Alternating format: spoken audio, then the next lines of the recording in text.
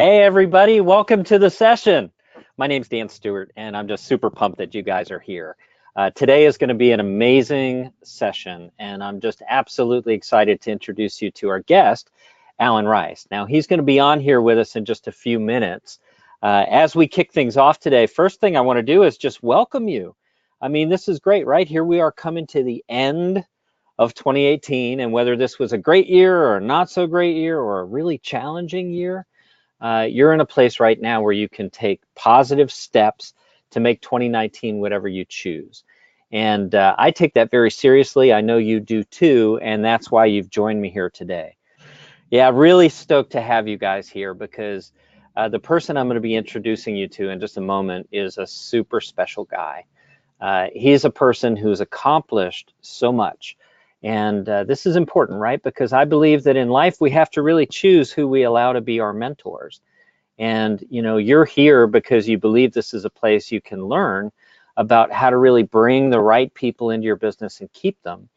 And the guy that I've brought on today can absolutely help you do that. So, you know, let's talk from just a high level perspective here for a moment. I mean, can we just acknowledge the truth about all this stuff? Like, hiring can be painful. I mean, it absolutely can. It's not easy. There's all sorts of challenges. And, you know, as everyone on the call knows, when you go through our registration process so you can attend today, we ask you questions. The number one most asked question is where we find the right people, okay? That's the number one question. So if you're curious about where you can find the right people, you're in the right place, for sure. Second most common question was, how do you keep them? It's one thing to attract them, it's one thing to get them on board, but how do you retain them over time? Like, how do you really make sure that this person you've worked so hard to bring in is going to really provide that return for you that you expect them to? Well, we're going to talk about that today. You'll have the answer for that, absolutely. And then we're going to break something down that I think you'll really appreciate. Now, we can acknowledge up front that hiring people isn't easy. It is a challenge, especially when unemployment is as low as it is today. So let's acknowledge that not only is it painful sometimes to really get through the hiring process, it can be a personal struggle for you as well. It can be extremely frustrating because if you think about what most business owners do, what most people who are trying to attract people do, they get to a point where they're reacting to a situation rather than being proactive and deliberate. And what you're going to learn today is that really the only course of action is to be proactive and deliberate.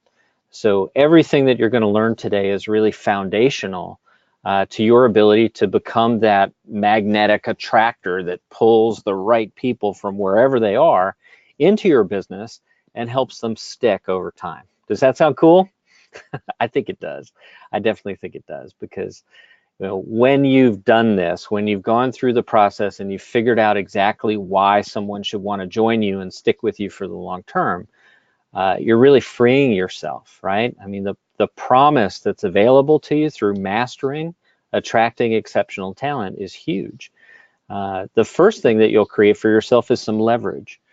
I mean, it's absolutely amazing to me. If we look at the data, right? If we look at the Department of Labor, we learned that there are 26 million small businesses in the United States, and 24 million of them have just one employee, right? So most of the businesses in our country are made up of just that one-man band who's trying to do everything all by themselves.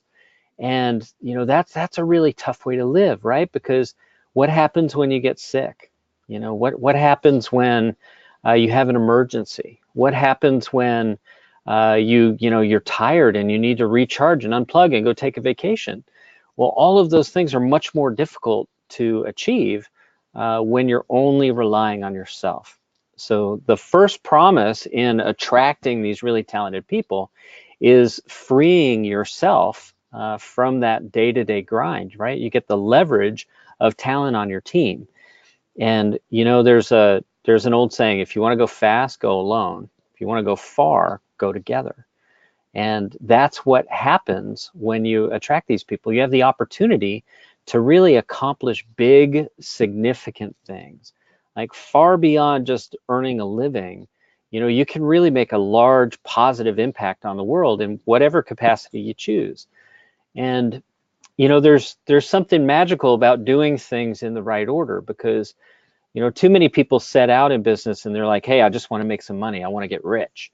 And that's not very compelling, right? That's not compelling to you personally when you're really having a struggle, and it's not compelling to all these other people who might choose to join you or do business with you. And yet, when you do things in the right order, when you really build that foundational element that attracts people to you, you're rewarded with the ability to build wealth as a direct result of that. Now, I understand that you could possibly be hearing this, and maybe it sounds like a tall order. Maybe that just seems like, oof, I don't know. I just want to really stress to you that these are not luxuries.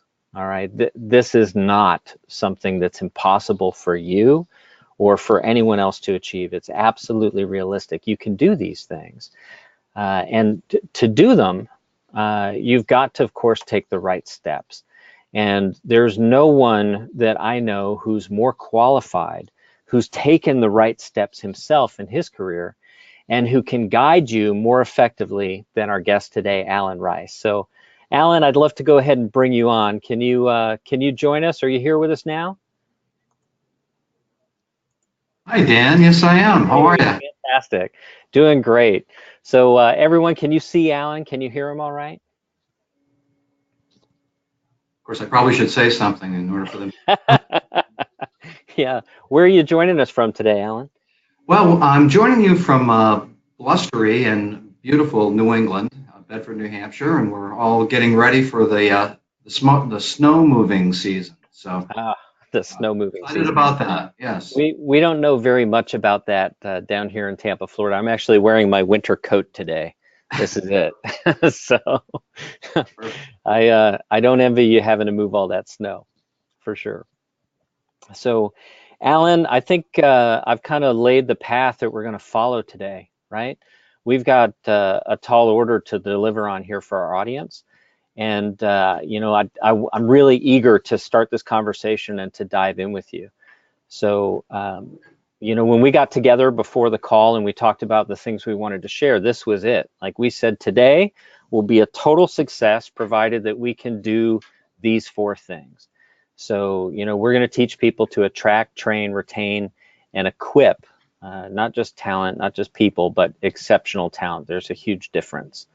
So, Alan, I'd love for you to, take a moment and explain to our audience why this is so important for you, and the difference that being able to master this has made in your life. Okay, great. Well, over the course of time, what I have come to learn really is that leverage, and you said it earlier in the opening remarks, Dan, massive growth really comes through people. And when we look at what we can leverage as business owners, as leaders, we can leverage things like systems, and Mm-hmm. we can leverage things like models. The real highest impact that we get is leveraging through people. And for some of us, that can be a very challenging strategy, because we may not have had some great experiences, and that's what we want to do in terms of creating a process and unveiling a process that really is time proven and success proven. Yeah. Well, one thing we haven't talked about, like, I mean, gosh, it's just so much more fun to do this stuff together.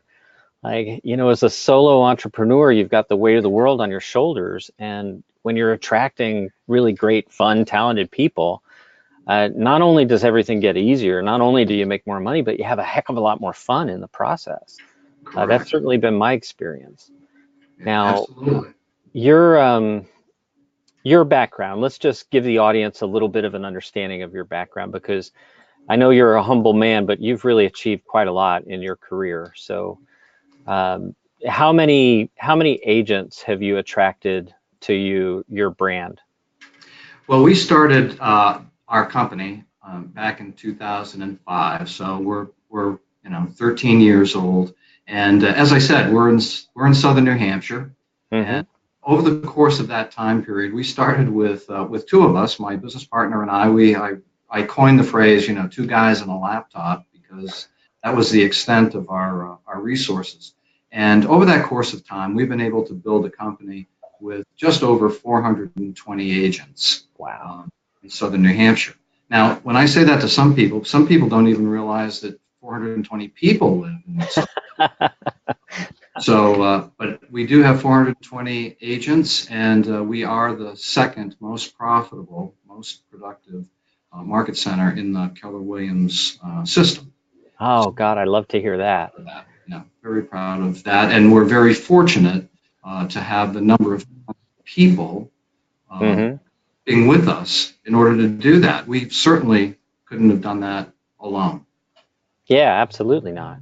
So yeah, I'm just going to call something out here a little bit because, like, from my desk, I talk to agents all over the country. We work with brokers and agents in every state and in many countries around the world. And a general rule of thumb is that, it's only about 10% of the agent population in an office that's really making a living. And that is not the case for you. Like, you're attracting those ideal agents who are really, getting out there and working hard and achieving their goals, right? So Absolutely. that's no small feat, Alan. You deserve massive congratulations for that. Well, thank you. Thanks. Um, Throughout the session today, I want to make sure everyone knows this.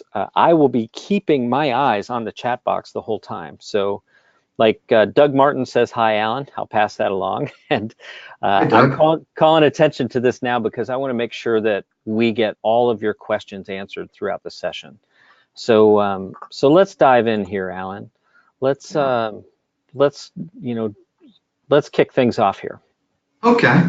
So one thing that to sort of set the scene or the stage is that we've all gone through the process of hiring people, probably most of us, or we've been hired. And the key thing is to recognize that the cost of a bad hire is really something that we should have awareness around. And when I talk with people in workshops and we start thinking about, okay, what is the cost of a bad hire? Well, there's the immediate and direct things that we can all think of. The salary that or compensation that we might pay them, the training costs, the travel costs, things like that are pretty obvious. And then there's what I'm going to call the indirect costs, the reputational damage, the productivity damage, the cultural damage that might occur within a company or an enterprise because of the, quote, bad hire. We also know that when we use a system, and we talked about the importance of leverage, both in terms of people and systems, and when we use a system consistently and use all of the system, not just parts, that the likelihood of a great match increases dramatically. Mm. And so that's where we really want to talk about the fact that in the role as either a business owner or a leader, leveraging people really focuses on three roles that the leader has to fulfill, and that is that of a talent scout. Then it's a talent magnet, and how do you said it, attract people to us. And then once those things are successfully done, then it's a matter of ensuring success. So you are really become a success manager. And we know that there are some very specific and, again, high producing activities that we can employ that will assure that. Okay. So, what I see here are like three separate roles. And just for clarity, these are roles that each of us can play. We don't need to have a staff of people filling these roles for us. We can do Right. this. We just have to have kind of a structure and a clear understanding of what each of these things are so that we can fulfill it, right? Sure. Exactly. Okay. Exactly. All right. So, Yeah. very cool. So, in terms of being a talent scout, like, I'll give the audience a little perspective here. So you and I met, it was May of 2017. We were at a mastermind in Austin. Right. And we clicked right away. I mean, there was so much that we're like, yes, that's exactly the right way. Yes, we agree, we agree. It was really cool. Yeah. And one of those things is that you've just got to always have your eyes wide open for talent. Right. And like, I mean, we're here on Main Street in Safety Harbor, like right smack on Tampa Bay. And we've got a little ice cream shop down at the end of the street. And I have met some super talented people there. I don't care that they're behind the counter serving ice cream today. I'm interested in what they could be in the future. You know, I see how they're engaging with people and I think, ooh, that might be a person who's talented. So, you know, being a scout, it just means keeping your eyes open all the time, right? That's right. And it's constant. Your talent search radar is always on, no matter where you are, no matter what you're doing. And it's a little bit of a mindset shift because really what we want to do is we want to make sure that we as business owners and leaders, we want to Mhm. surround ourselves with people who are actually better than us in specific areas. We really want to find people who are have more talent, more skills in a particular area than we have. And our genius, if you will, what we bring to the party is the ability to assemble all of those individuals and to recognize those talents and skills and be that magnet for them. That So makes a lot of good sense. And that kind of, I think you capture that well in your philosophy, don't you? yeah. So, you know, like we said, systems and technology matter, but it's people that is our Mhm. highest form of leverage. And it's always through others. And I'm just going to emphasize through. Right. Oftentimes, what we end up having is, you know, we hire people because of a specific pain or need, and then we're trying to succeed around them as opposed Hmm. to them. And then the final point on this slide is the the idea that we're really looking for exceptional talents.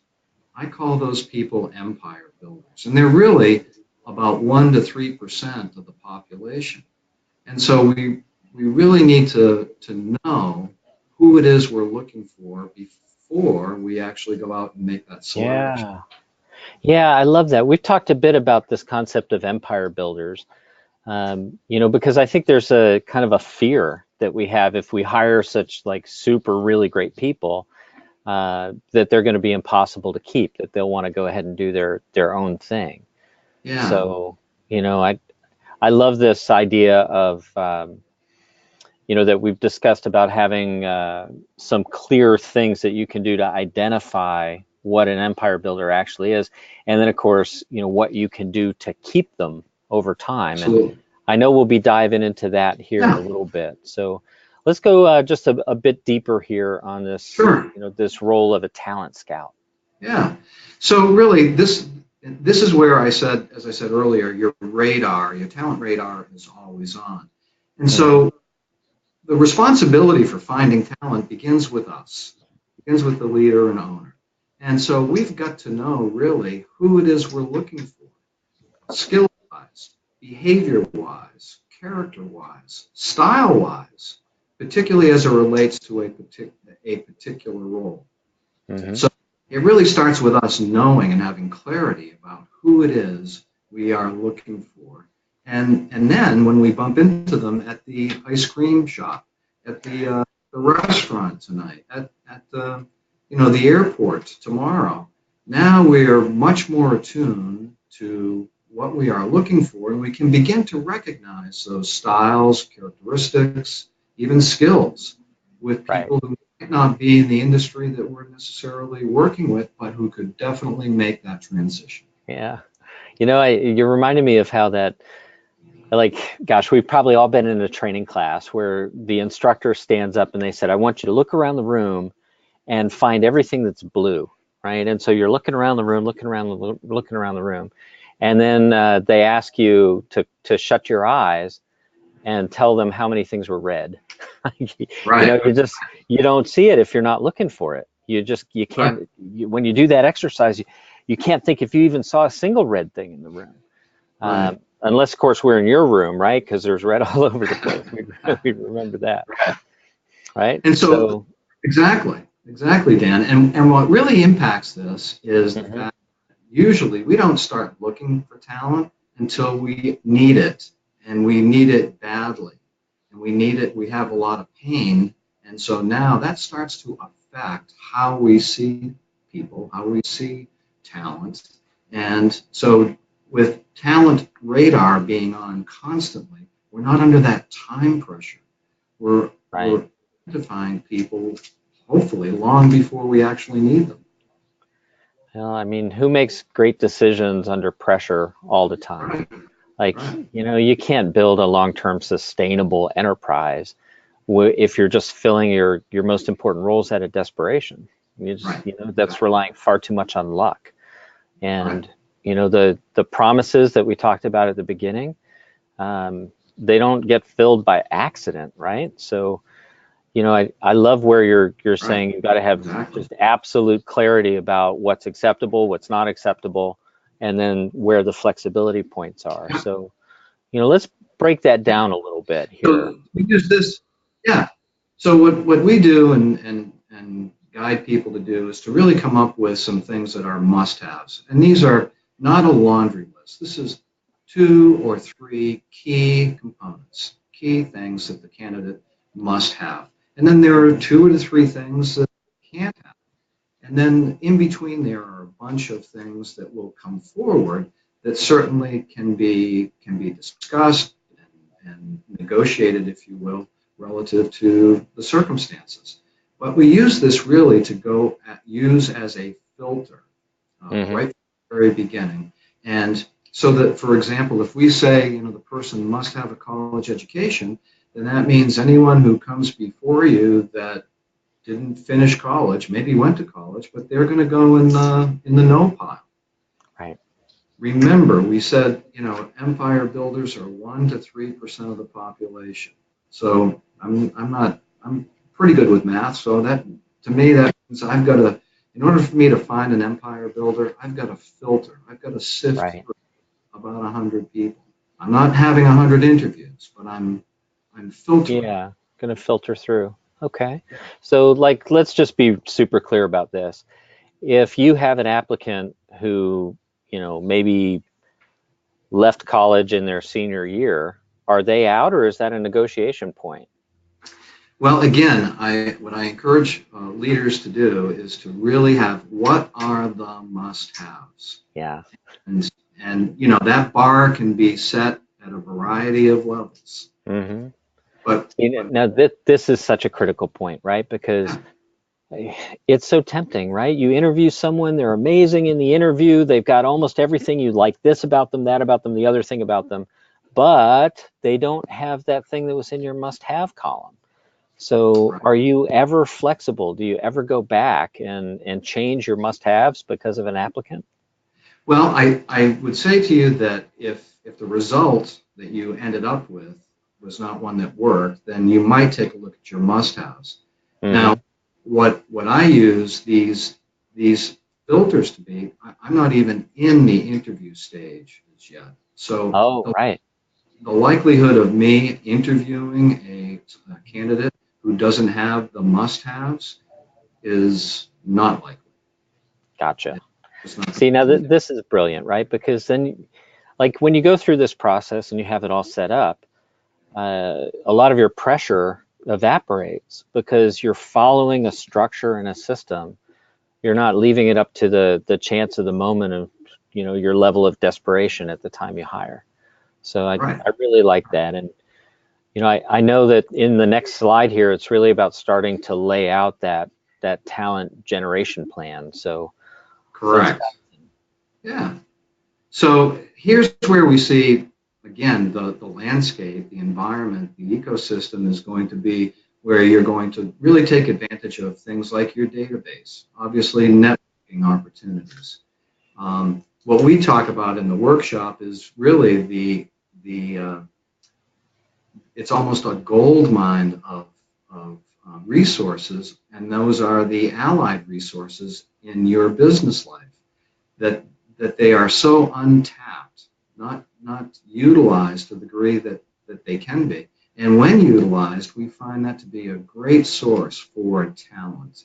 So if you're in the real estate business, you might be talking with a mortgage company partners, title company partners. There's always allied resources, and utilizing them and people you trust who have good judgment, being able to provide you with some individuals who potentially could be a candidate is a great resource for you. And then, of course, your unique source, whatever that might be. And I would just throw in here that this is very compatible with some of the new artificial intelligence based hiring systems that we hear out there, like Indeed and things like that, that utilizing these filters and being clear about what are the absolute must-haves and what are the absolute can't-haves, then enables you to sift through people and to get to those exceptional people. Yeah, that makes a lot of sense. And you can have like a chat bot on your recruitment page that is asking some questions and, kind of pre-interviewing the client for you. So, it's just a really good point that you can put the processes, the systems in place that don't require this to be a very large component of your day-to-day. So I like that. I like that. And, like so much of what we talk about in sales and marketing, there's always this aspect of you've got a funnel, you're attracting as many as possible, and then you're filtering down to just the ideal. So Exactly. let's talk about that a bit. Yeah. So this just lays it out in a little bit visual form. It really went from 100 suspects to 15 prospects, which will create about 5 candidates, which will get us to a hire. And so those filtering systems really, if you want to think of it this way, I'm looking for ways to say no. Right. I'm looking to get to the no because that's going to enable me to get to the yes much more quickly. So so we'll go through 100 suspects and come up with 15 prospects, and then it really isn't until the candidate level that we're talking about interviews. So we're going to talk about the 4 conversations that we're going to have. So I don't want people to feel like 100. I got to have 100 interviews. No, there's a process that will enable you to make those, to narrow it down. Right. Yeah, exactly. Well, if I were to go through 5 interviews to find one really great hire, I feel like that was a massive win. Because, gosh, as a business owner, I've made every mistake you can think of when it comes to hiring people. Sure. We've all done that hire from desperation, and, we probably all regret it. So I remember when we met and you taught us about this process. I had this kind of aha moment where I realized that I've made some very expensive hiring decisions. That cost of a bad hire is truly monumental. So, Absolutely. Yeah. it might not seem like it, right? Because, let's imagine that your recruitment is focused on someone who's going to earn 100% commission. So gosh, what's the cost of a bad hire there? Well, it can be absolutely huge. I mean, it can be. If you've built a business where you're referring business to that person and you're referring it to a poor person, poor performer, I should say, Sure. they can really tarnish your brand. Absolutely. They can hurt your image. They can spoil that referral source. So yeah, it's just absolutely critical to have a process.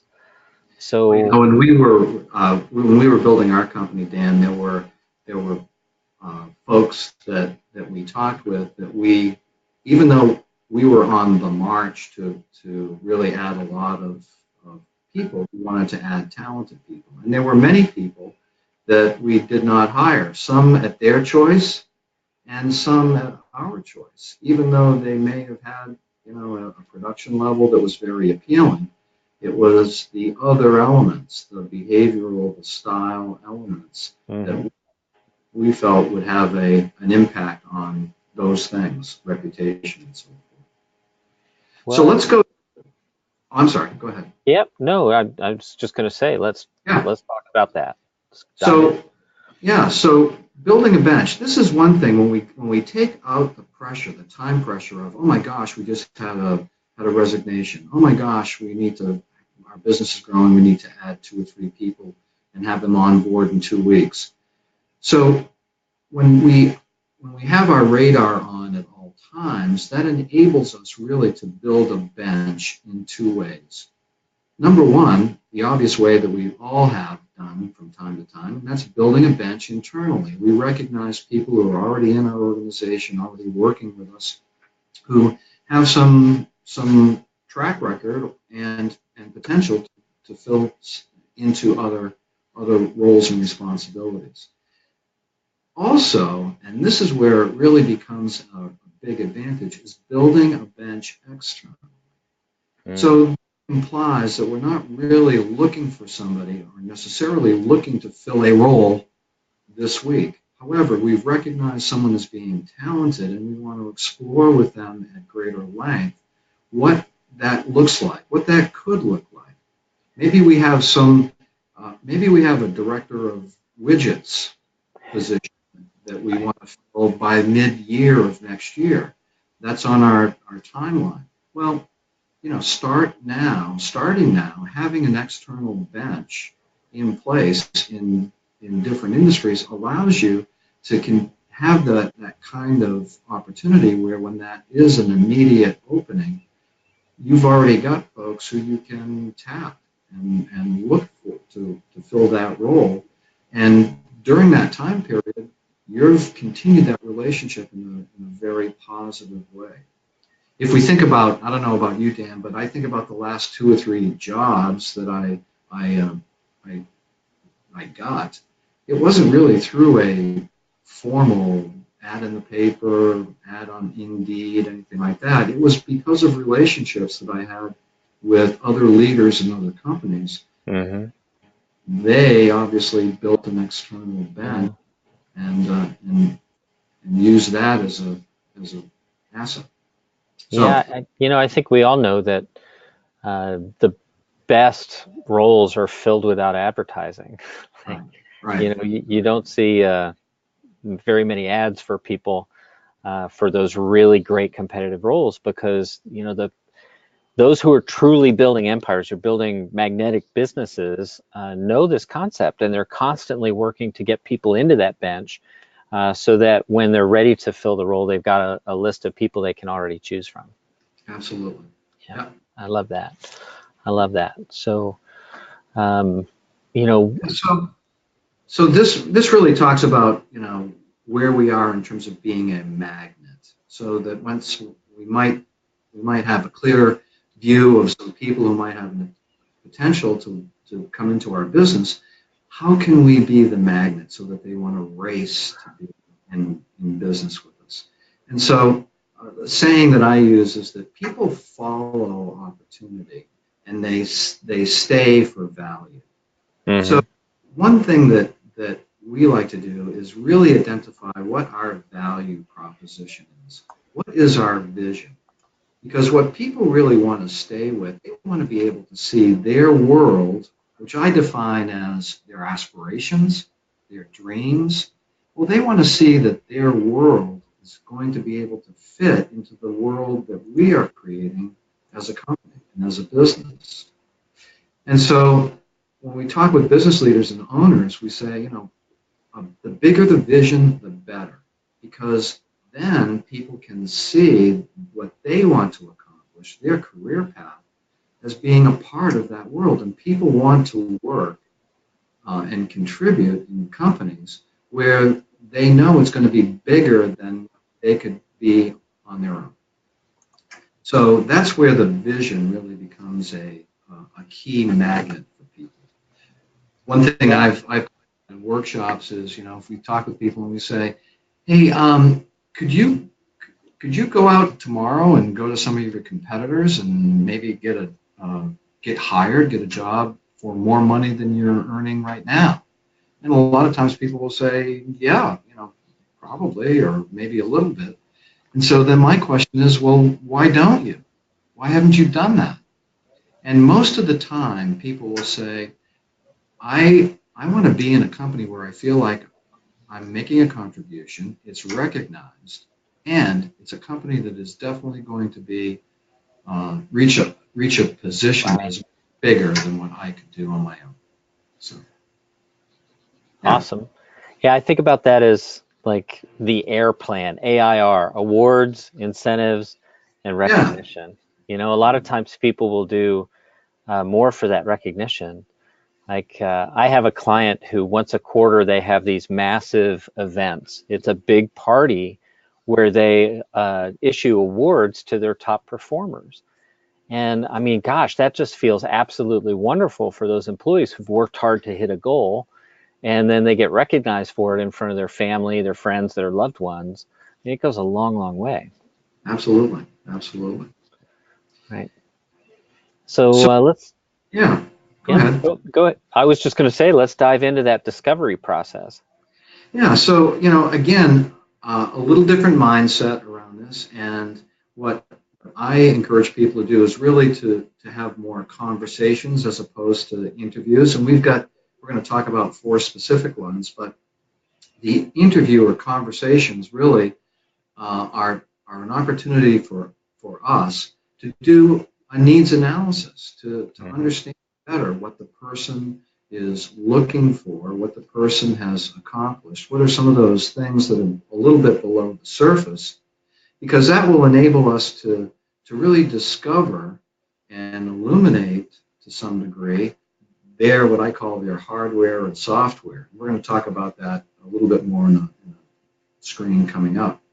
But it's really based on great questions. So those interviews really are focused around these four things. We want to understand best how the person thinks. What process do they employ? And so there's a list of what I call the core 20, which are the thought process questions, and it enables you to really see how the thinking occurs. The second conversation is about their life story, and it's a great process.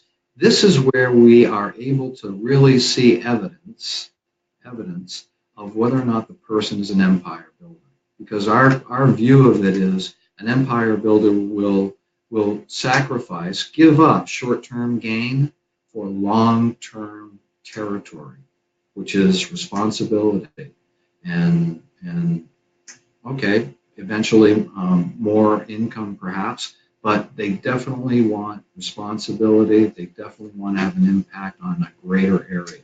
So the life story will reveal that pretty consistently. We also have a section or a conversation around motivation, and that's obviously going to be a big part of determining if there is a style fit. And the fourth conversation really relates to mutual expectations. Here are some circumstances that we've all faced as either the employer or the employee. And Hmm. before those things occur, let's make a decision now about how we're going to handle that with each other. Let's have a mutual Yeah. expectations conversation now.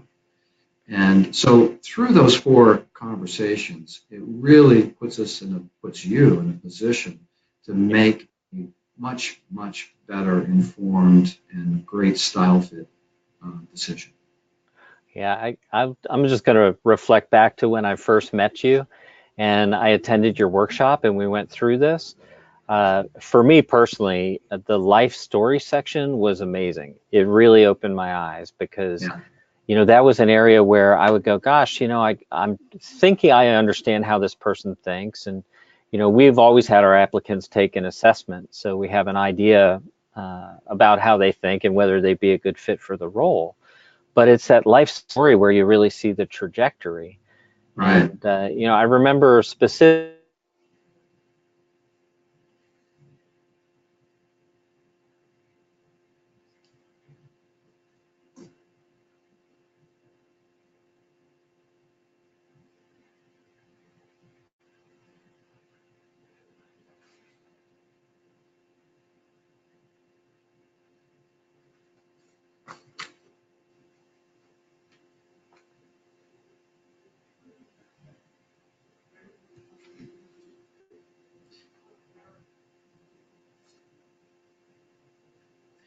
So, so Dan, I'm not hearing you. So, Alan, have we lost? There you are. oh, there we go. Okay. So you gave me a chance to practice my lip syncing skills. So, yeah. So that part of it, those four conversations are particularly impactful. So, Yep. Yeah, so I know I'm seeing here that we had lost audio there for a moment. So I'll just reiterate for the audience there that I was sharing, I learned from Alan when I attended his workshop about doing this, how critical those life story questions are. They've been so useful for us. And when I sit down and I ask someone during an interview about their earliest work experiences and how much they earned and the sort of things they spent their money on, even if this was like a childhood job, if they were in high school or whatever, it's been super valuable. You know, you get a real sense about the arc of someone's life and whether they're on the upswing or they tend to be, you know, constantly finding new pitfalls. So, you know, again, Alan, just thank you. I really appreciate that. yeah. So there, I've shared that last bit. I see your comments there, Anne and Teresa, and off we go. So let's move into that hardware and software section, Alan. Sure. So as a result of these conversations, we're gonna be able to really have clarity around what I call hardware and software resources. And when I refer to hardware, I think about things like behavioral styles, Mm-hmm. sure, how the person thinks. Those are things that are hardwired to a certain degree. Not that people can't change to some degree, but we also know that hardware usually gets pretty much intact by the time that we're 23, 24, 25 years old. So that's going to become more apparent to you. And then the software aspects really focus on skills and knowledge. And the Mm-hmm. reason why software is because those are all teachable, learnable kinds of skills. So uh, that part is also helpful just to know where there may be a skill or knowledge gap or where there may be some real acceleration. That becomes very apparent as a result of these four conversations. Gotcha. So we're really going through a process where we're able to, with confidence, make decisions about whether someone's got the basic hardwired elements in their personality that's likely to mean they would succeed. And Right. then, of course, we're also understanding their motivation to really learn and contribute and to grow. So, Exactly. you know, Yeah. I love that because you said it earlier. I thought it was a really great point. Like, you know, you've got to attract people, of course, and then you also have to keep them. And, you know, you can't really just attract. You have to keep. I mean, there's no debate there. It's absolutely critical. So to do that, we've got to really not just be great at bringing people in, but we've got to be really great at helping them achieve their objectives within our own. So, you know, this whole next section is really based on that. And up front here, you know, we talked about three roles, and this is the third one, being that success manager. Right.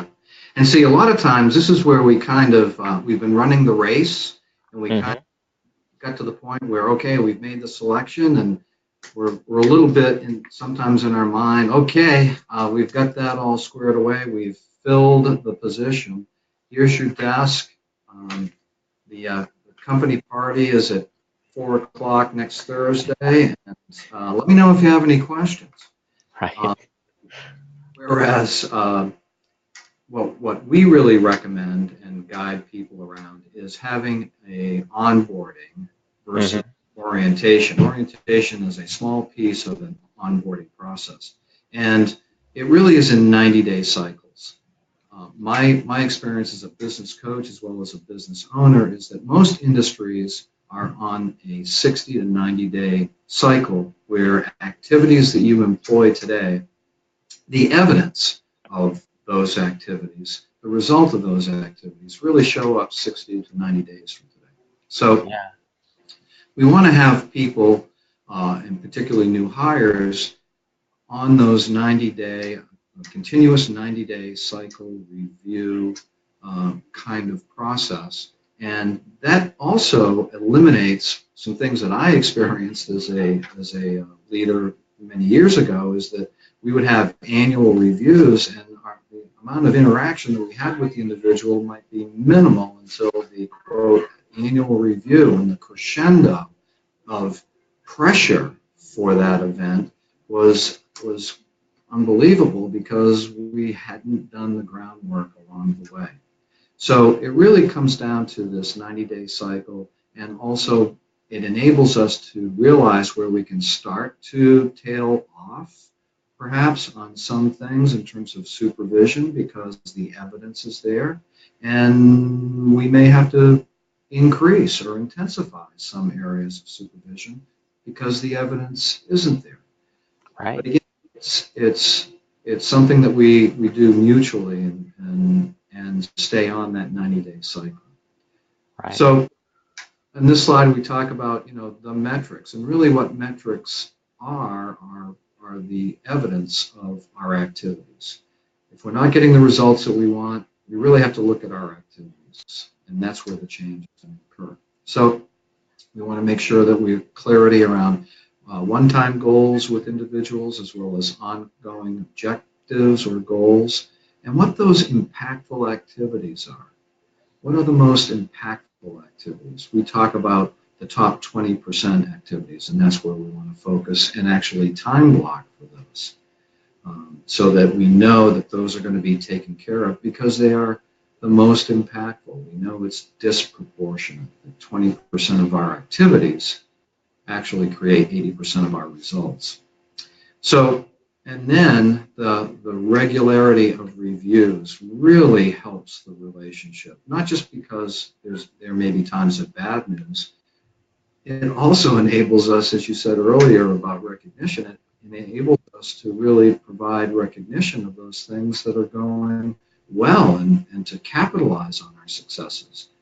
So the 90-day cycle is really an effective behavior and result changer, whether it's no matter what direction it may need to go in. I think success has a rhythm. There's a pattern, there's a rhythm of success, and I can tell you, just as another entrepreneur, when you've got agreed upon expectations and you're all measuring the things and the activities that you should be taking, those reviews are delightful. Like, it's a time to celebrate because we're all doing the things that we should. And when your organization is aligned in achieving its goals and you're attracting people, this isn't the typical review cycle that most employees dread and most employers dread also, where you just hit someone with a massive list of stuff they're doing wrong once or twice a year. I mean, that's just no way to run a company. Right. So I love that you've thought this through and you've really built a model that helps people achieve this. Yeah. And again, we have to go back to one of the underlying premises is you've hired someone who is actually a genius in a particular area that maybe you aren't. And so that's the exceptional talent. And so we're going to actually expect that they're going to be able to contribute on improvement strategies. Mm-hmm. So let's talk about the ongoing model. And that's okay. And so we provide some weekly execution tools that focus on accountability and some strategies around that. And I'm going to emphasize the ability in the word accountability. So we want to focus on those positives as well as the areas that might need some improvement. And then again, the mutual expectations. If someone's failing, I got to look at myself in the mirror first around where did I not set the expectation? Where was I unclear about priorities? And so that gets constantly reviewed and oftentimes refined. So awesome. So we've covered quite a lot, and let's just go ahead and break down for the audience. Let's put this all in some nice chunks. Okay. So those three areas that we talked about at the very beginning, some of us could be really good in terms of the scout. Some of us could be great in terms of the other roles, very few of us are great in all three. So now what we really want to do is be able to put a system in place that really helps supports those areas where we may need to grow as a leader. And so that will enable you and us to really focus on leveling up your talents plan, because we know people are the highest form of leverage, and that's where our results will definitely be impacted disproportionately. Yeah. And of course, our growth as a talent manager is also going to be affected as our growth as a talent leader. People want to be and work with leaders and highly talented people. So as we grow as talent leaders through this process, that enables our magnetism to increase significantly. Right. Yeah, I love that because, when you've got it right and you've got these things dialed in, like we've talked about, you're no longer chasing, Right. you're attracting. That's a huge difference. I mean, we know this as sales professionals, we know this as business owners, that we always have that choice to make. We can be that person who's constantly chasing, or we can be the person who's attracting. And I'm super appreciative, Alan, that you've shared as much as you have here. And I know at the same time, we've really just kind of scratched the surface. So Right. what I'd like to do is just kind of walk the audience through my experience working with you, and to let them know how they can also work with you. So, when I invited Alan to do this, I asked him to do something he hadn't done before and hadn't done anywhere else, because I believe in him and I believe in what he's teaching. So he has this course called Attracting Exceptional Talent. And those of you who are with us today, you get an opportunity to participate here in a really kind of unbelievable way. So let's break this down. The course starts January 8th. Now, whether or not you're available January 8th does not make a difference, because this is a month-long course taught by Alan. So twice a week for 4 weeks, he's going to be putting new sessions available for you online. So you're able to record, you're able to review and engage with this content on your own pace. Now he's adding these lessons twice per week, and it contains absolutely everything that you're going to need to know to get through the process of really attracting people to your brand. Now, in terms of pricing for the class, it's ordinarily $995. That is not the price that's available for you guys. So I'll share that with you in a minute. And thank you, Alan, for being so flexible here with us. So the regular Sure. price is $995. And the important thing to remember here is that this course is limited to just 100 participants. So, it's really hands-on. There's a lot of personal engagement that Alan provides for people taking the course, and that means that there's a cap for capacity. So I'll break down everything that's included here in this course. So there's about 8 hours of recorded content that you get lifetime access to. So once you purchase the course, this is here for you to reference forever. The course includes a super detailed blueprint that will help you achieve your goals here when it comes to attracting talent. And that means it's got all the tested, proven, and trusted methods that Alan's used to build his own businesses, right? So there's quite a lot that's there. And there's also a bit more as well, because there's some really cool bonuses that I've asked Alan to add here. So he's added a one-on-one coaching call. So all of you folks who take the course, you'll get to have time with Alan, just one-on-one. You're going to get access to a super in-depth behavioral assessment. So this is really important. And then you're also going to get the core 20 questions, right? So Ania, I saw your question earlier. You're asking, what are the questions that Alan asked? These are the questions, right? They're right there. And you need that to really understand how someone thinks and what their trajectory is, to really understand their hardware and their software. Now, here's something that's super cool. So when you buy the course, you get 100% credit for your purchase if you continue in private coaching with Alan.